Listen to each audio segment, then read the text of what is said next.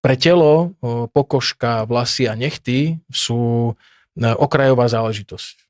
Telo najdôležitejšie potrebuje zabezpečiť funkčnosť vnútorných orgánov a funkčnosť pohybového aparátu. Čiže to bude priorita pre telo vždy. Čiže toto opraví ako prvé.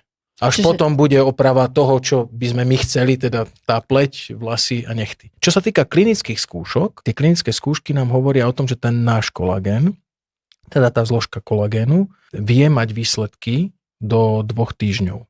Po 3 mesiacoch 95% užívateľov vidí reálne výsledky.